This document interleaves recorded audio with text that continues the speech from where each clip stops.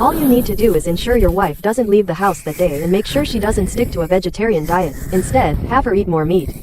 Consuming more meat will greatly increase her appetite and her true nature will naturally reveal itself. Meanwhile, you should eat only vegetarian food that day, as the scent of a vegetarian diet will ensure your safety. In the blink of an eye, the last day of the month arrived. The night before, Shu Lu had already ordered me not to step out of the house the next day. To satisfy the demands of his fans, he surprisingly went live on stream. I didn't lift a finger all day. He handled everything himself, sweating profusely and ending up sore and exhausted, while I comfortably lounged on the couch watching dog comedies. When mealtime came, I glanced at the nearly meat-filled table and gave a strange smile.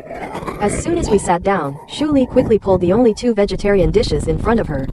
"Honey, you're too thin. You need to nourish yourself with these dishes. You can have these, and I'll eat the rest." My lips curled into a smile, my eyes crinkling with delight.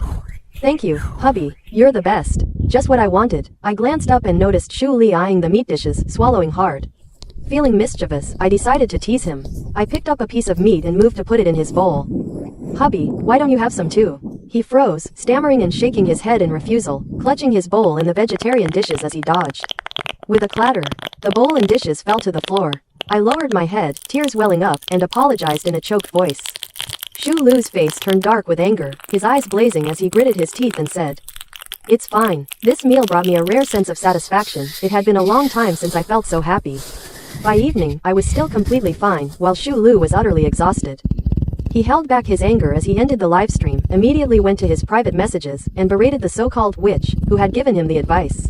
After that, he vented his frustration by giving me a beating, which seemed to make him feel much better. I didn't care about the bruises at all. Instead, I used all my charm to seduce him. He roughly grabbed my chin and sneered, "You're such a passionate and tempting dog. I can hardly resist you." Afterward, I made him a bowl of nourishing soup as usual. Watching him gulp it down, a dark glint flashed in my eyes. Soon, I thought, it's almost time. We'll meet again very soon.